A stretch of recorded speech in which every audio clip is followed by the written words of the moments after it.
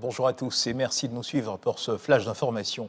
La Côte d'Ivoire et le Ghana vont renforcer leur stratégie face au mécanisme de fixation des prix des marchés concernant le cacao. C'est ce qui ressort de l'audience accordée par le Premier ministre Patrick Achié à la délégation de l'Agence de régulation du secteur cacao du Ghana, le Ghana Cocoa Board. Alexis Ouedraogo. La Côte d'Ivoire et le Ghana représentent plus des 2/3 de la production mondiale de cacao. Les deux pays unissent désormais leurs forces pour améliorer la rémunération des producteurs, car sur un marché de près de 100 milliards de dollars, seulement 6 milliards sont captés par les agriculteurs. Ce mercredi, à la primature, le Premier ministre reçoit la délégation du Ghana Cocoa Board. Les experts des deux pays réunis à Abidjan planchent sur la mise en œuvre effective des mécanismes de fixation du prix du cacao. Nous avons partagé les résultats de nos travaux au Premier ministre. Et nous avons aussi parlé de nos stratégies communes des deux pays suite aux différentes actions du marché qui ont mis en péril certaines activités autour de l'initiative. Donc les deux pays se sont mis ensemble pour trouver des solutions et des mesures. Ces mesures-là ont été présentées au Premier ministre et nous allons travailler ces prochains mois et certaines actions et des réunions sont prévues, autant avec l'industrie, mais aussi entre nous les pays. À la suite de la première réunion du comité économie et commercialisation de l'initiative Cacao Côte d'Ivoire-Ghana le 17 mai dernier, un appel est lancé aux acteurs de l'industrie du cacao pour l'application du différentiel de revenus décent. Ce mécanisme doit permettre de payer directement aux producteurs environ 400 $ par tonne de cacao. Un réseau de fabrication de fausses pièces administratives a été démantelé par le commissariat de police du 3e arrondissement de la commune d'Adjamé.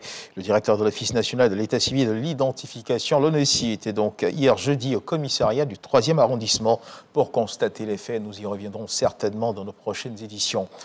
La Côte d'Ivoire abrite depuis le mardi 17 mai la 2e édition du Salon international du livre d'Abidjan, le SILA.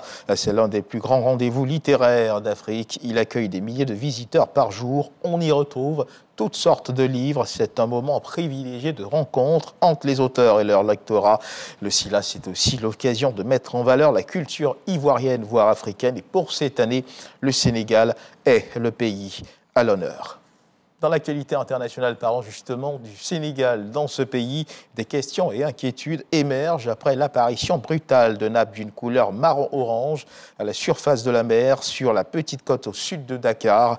Des scientifiques du Centre de recherche océanographique de Dakar, Tiaroy, et l'Institut de recherche pour le développement, l'IRD, ont mené l'enquête avec la participation citoyenne de riverains. Le coupable est une micro-algue inoffensive pour l'homme, mais potentiellement toxique pour les organismes marins. Et puis du côté du Tchad, le leader de la coalition, Wakil Tamar, a été incarcéré à la prison de Klissoum, comme 5 autres leaders de la coalition déjà incarcérés. Il est poursuivi pour destruction des biens et troubles à l'ordre public. Le procès est fixé au 6 juin, ce qui a poussé donc les avocats à se mettre en grève pour demander leur libération.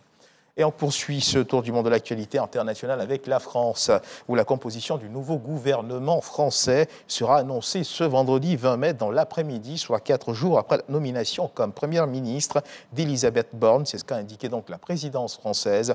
Le premier conseil des ministres se tiendra lundi autour du président Emmanuel Macron, réélu pour un second mandat. Et on termine ce tour du monde de l'actualité internationale avec cette question, l'insécurité alimentaire dans le monde. Le Conseil de sécurité de l'ONU s'est penché donc sur cette question. C'était hier jeudi 19 mai 2022 à l'initiative des États-Unis. Washington et Moscou se sont rejetés la responsabilité de la crise. Le chef de la diplomatie américaine, Anthony Blinken, a appelé la Russie à débloquer les ports pour permettre l'exportation des céréales ukrainiennes. C'est la fin de ce flash d'information. Merci de nous avoir suivis. Je vous retrouve à 13h pour le journal.